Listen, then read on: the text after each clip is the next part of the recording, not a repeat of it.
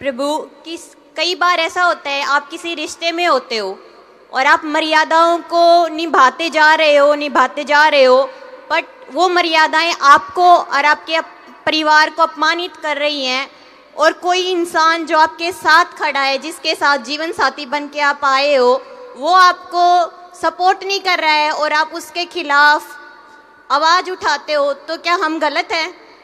नहीं, असत्य के खिलाफ सत्य की आवाज तो होनी चाहिए। तजो पिता पहलात विभीषण बंधु भरत महतारी, बलिगुरु तजो कंत ब्रजनंदन भय मुद मंगलकारी। पिताजी का भी परित्याग प्रहलाद ने कर दिया, भाई का परित्याग विभीषण ने कर दिया, माँ का परित्याग भरत जी ने कर दिया। तो यदि कोई धर्म के विरुद्ध, मर्यादा के विरुद्ध, परंपरा के विरुद्ध है, और 3 बार प्रार्थना करनी चाहिए कि मान जाओ, विनम्रता से मान जाओ, 2 बार, तीसरी बार थोड़ा इंतजार करना चाहिए, और जब लगे कि ये नहीं समझने वाले हैं तो खुद को ही समझा लेना चाहिए। हाँ जी प्रभु, जैसे आपने बोला कि हमें माँ को सबसे ऊंचा पद देना चाहिए, हम इतनी दूर आके पढ़ाई करते हैं और हमारे माँ बाप रहते हैं, उनकी सेवा करनी चाहिए। क्या एक इंसान जो एक पत्नी को लेके आता है, उससे शादी करता है, उसका कर्तव्य उसके बच्चों की माँ के लिए भी उतना ही होना चाहिए जितना अपने माँ बाप के प्रति होना चाहिए? या वो एक सिर्फ माँ बाप के प्रति अपना दायित्व दिखा के और अपनी पत्नी के प्रति और उसके बच्चे के प्रति अपने दायित्व को भूल जाता है, तो वो उस स्थिति में उस पत्नी को क्या करना चाहिए? पति को मातृ धर्म और पत्नी धर्म दोनों ही निभाने चाहिए। एक माँ जिसने आपको जन्म देने के लिए अपना जीवन दांव पर लगाया, और एक पत्नी वो है जिसने परिवार को छोड़कर आपके लिए अपना जीवन जीना शुरू किया। तो पति का कर्तव्य है कि माँ को भी समय दें, पत्नी को भी समय दें, पर पत्नी का भी कर्तव्य है कि सासू माँ को सासू माँ नहीं, अपनी माँ समझे। नहीं जी गुरुजी, मैं आपकी बात से पूरी तरह सहमत हूँ। मैं भी बेटी हूँ, मेरी भी माँ है। कल को मैं भी अपेक्षा करती हूँ कि हम भी ऐसी भाभी की अपेक्षा करते हैं। तो ये एक बेटी का कर्तव्य होता है कि वो सास को पहले अपनी माँ माने, बट कोई माँ बेटी समझे ही नहीं, तो उस केस में आप पूजा किए जा रहे हो, कर्तव्य किए जा रहे हो। लग रही हो आप।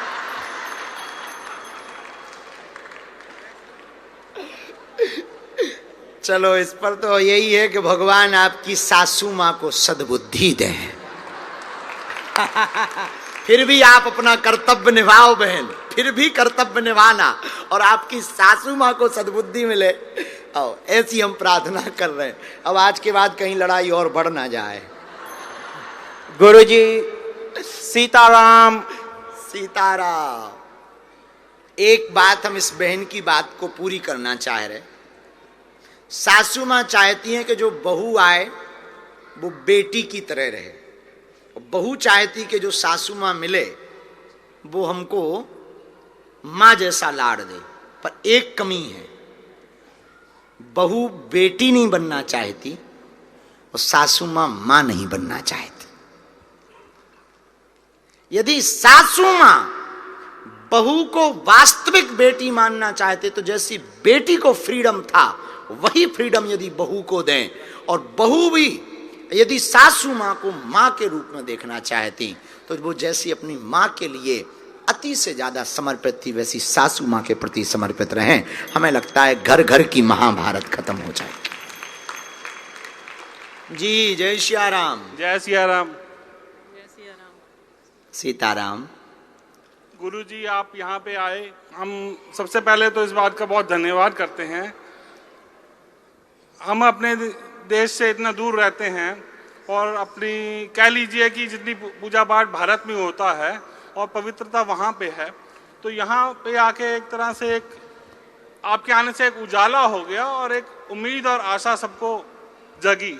आज भी हमने आना था, हमारे पास कोई टिकट नहीं था, बस हम आए, आते ही सीढ़ियों पे एक सज्जन मिल गए, उन्होंने बोला कि हमारे पास 2 टिकट है, आप आ जाइए। तो कह लीजिए कि आपके आने से हमें बहुत खुशी हुई और हम यही कहेंगे कि आप हर साल आइए और इसी तरह बस प्रसन्नता जैसे खुशी आपने जो बांटी है हम इसके लिए बहुत धन्यवाद है, बहुत आभारी हैं आपके। बहुत बहुत धन्यवाद और आशीर्वाद। हम आपको एक अपनी पुस्तक भेज रहे हैं, साधु जी सीताराम। अच्छा एक काम करो, आप मंच पे प्रणाम कर जाओ, आओ। अमीर तो हमारे मंच पे बहुत आते हैं। हाँ जी, बोलो प्रभु, बोलो। सीताराम प्रभु जी। चेला जय हो सीताराम। जिसका गुरु बलवान वान, उसका चेला पहलवान। तुम पहलवान ना हो भैया, बॉडी बिल्डर हो। बोलो चेले, खुश रहो। पंडित जी, सॉरी शास्त्री जी, आज बहुत अच्छी कथा की, इसके लिए बहुत बहुत धन्यवाद। आई थिंक ये कथा एक जय घोष के बिना अधूरी है, और वो जय घोष है भारत माता की, भारत माता की, भारत माता की जय। धन्यवाद। बस नमस्कार। हो गया। नमस्कार, नमस्कार माँ।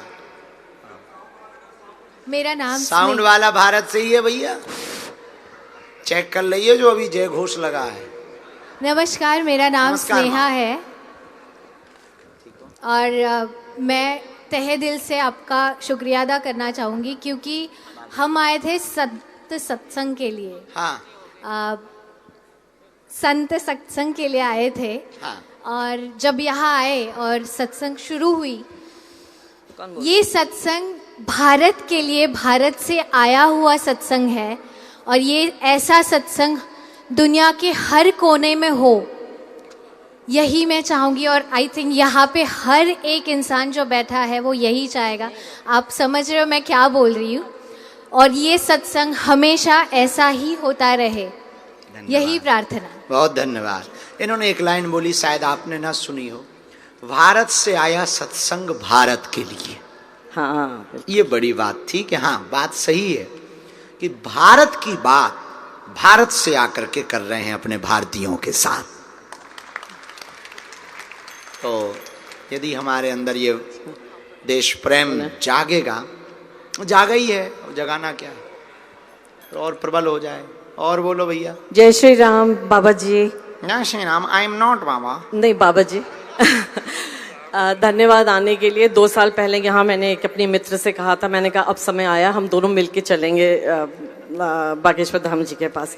और जैसे ही आपके आने की खबर मिली, वैसे she rang me up and she said आ रहे हैं वो।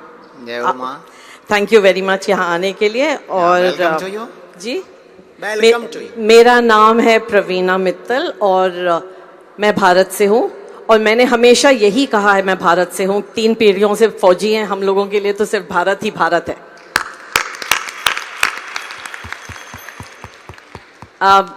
बंसी जी ने कहा हम जहाँ भी हमारा मंदिर बनता है वहाँ हिंदुओं का झंडा गड़ता है। हाँ, मानते हैं, बिल्कुल सही बात है। हम लोगों को लेकिन एक एक मंदिर से केवल जुड़ के रहने की जगह अलग अलग मंदिरों में जाने की भी ज़रूरत है। अगली बार आप आए बाबा जी तो कृपया करके मंदिरों के जो हेड्स हैं ना, आप उनके साथ एक जरूर से मीटिंग करिएगा। हमने आपको आपके मुंह से निकली वही बात वो मानेंगे बिल्कुल, कि एक साथ इकट्ठा होना है, अपना जो अहंकार है सबको एक तरफ परे रखना है। मैं भी एक ऐसे संगठन से जुड़ी हूँ जो पिछले 1 साल से मैं दिन में 3-4 घंटे फोन पे होती हूँ किसी ना किसी हिंदू संगठन से बात करने के लिए कि मिलें, हमें स्त्रियों को भी मिलना है, हमारे यूथ को भी मिलना है, हमें बच्चों के लिए भी कुछ करना है।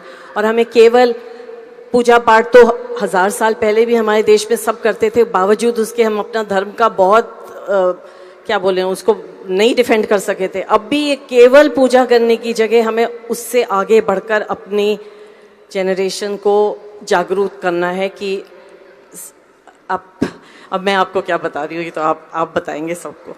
धन्यवाद। और मैं तब से अंदर से बोल रही थी कि बाबा जी एक बार इधर देख लेना, शायद आप आज मेरी आपसे बात हो जाए। आज हो गई आपसे। धन्यवाद।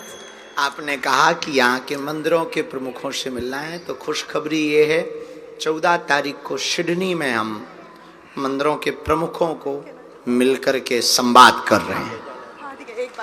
Hello hello Shastri ji. हाँ जी।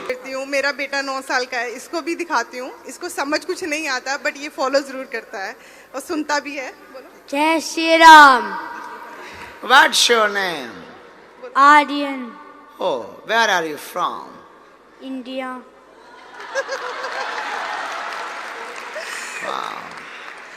You watching for my videos? हाँ जी। Oh, you understand in Hindi? A bit.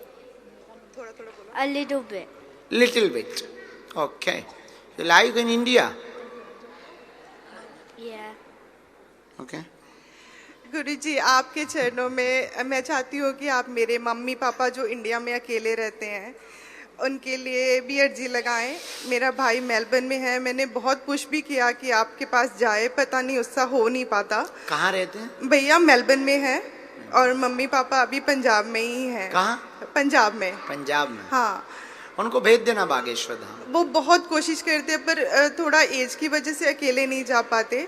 मैं कोशिश करूंगी। एक काम करना, हाँ, हमारे साथ में जो है किसी का नंबर रख लेना, तो वो जब भी जाएं हाँ, उनको नंबर फोन लगा दें। हाँ, वहाँ एक बालक है राजपाल। राजपाल। हाँ, तो वो ये वीडियो दिखा दें। हाँ, तो हम उसको कह देंगे तो वो हमसे मिलवा देगा। बहुत बहुत शुक्रिया आपका। और हम टोकन भी बनवा के दे देंगे ताकि माँ बाप आपके मिल सके हमसे। और गुरुजी जब भी मैं कुछ ऐसा सुनती हूँ टोकन बना के दे दो, ये व्हाट्सएप कर देंगे अपने माता जी। एक टोकन बनाओ बागेश्वर धाम। गुरुजी जब भी मैं कुछ ऐसे भगवान के बारे में सुनती हूँ बस मेरी आंखों से आंसू ही बहते रहते हैं। मैं जब से बैठी हूँ बस मैं रोए ही जा रही हूँ, पता नहीं क्यों, और रुक ही नहीं रही हूँ। बहुत कोशिश भी करती हूँ, पता नहीं क्यों ये आंसू बह ही जा रहे हैं। भला है, भगवान का प्रेम है, भला है। बस ऐसा ही मेरा आशीर्वाद बनाए रखना मेरे पे, मेरे बच्चे पे, मेरे परिवार पे। हाँ, तुम्हें आजा, आजा, हाफ शर्ट आजा। हाँ, कोई, अरे तो हाँ, उठ के आ। बहुत देर से खुजली कर रहा है। हाँ, हर बार ऐसे कर, जैसे बस रोक रहा हो। क्या नाम है? बगल वाले के, तो बगल वाले। महाराजी परम। जय श्री राम। जय श्री राम। कहाँ रहते हो? ऑस्ट्रेलिया में? मैं भारत से हूँ, मैं पर्थ में रहता हूँ। पर्थ में। हाई विकम। बोलो। महाराज जी इसका प्रश्न था। प्रश्न इसका। अच्छा, प्रश्न तो तुम ऐसे कहाँ कर रहे थे? इसका मौका नहीं मिल रहा था इसको।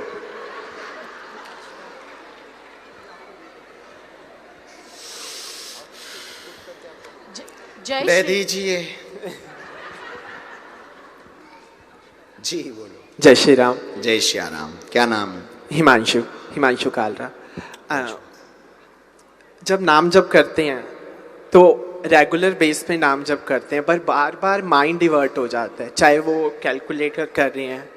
मैं डेली गीता जी पढ़ता हूँ, तो गीता जी में भी जब पढ़ रहा होता हूँ कभी मन लग रहा होता है, कभी नहीं मन लग रहा होता। तो इसका सोल्यूशन क्या है? मन का स्वभाव है चंचल। बंदर का स्वभाव जैसे उछलना है, मेढक का स्वभाव जैसे उचकना है, लाइट का स्वभाव जैसे जलना है, नदी का स्वभाव जैसे चलना है, वैसे ही मन का स्वभाव है चंचल। वो अपने स्वभाव से परे नहीं जाएगा। पर हम मन के फेरे में ना पड़ करके जप करते रहें, करते रहें, करते रहें। जिस दिन तुम्हारी जिंदगी के 2 करोड़ नाम जब पार होंगे उस दिन मन समझ जाएगा कि हमको ही सुधरना पड़ेगा, ये ना सुधरेगा। जय श्री राम गुरुजी। प्रभु जी, अभी मेरे क्वेश्चन, एक लास्ट क्वेश्चन है। जैसे आपने सबसे रिक्वेस्ट करी कि सारे हिंदू एक हों, सारे मिलकर एक हों, मैं आपके माध्यम से ये भी बोलना चाहूँगा कि आप उन्हें ये जरूर बोलें कि यंगस्टर्स को भी अपने साथ लें, वहाँ पे अपना पॉलिटिक एजेंडा साइड पे रखते हैं। बहुत सुंदर है, बहुत सही है।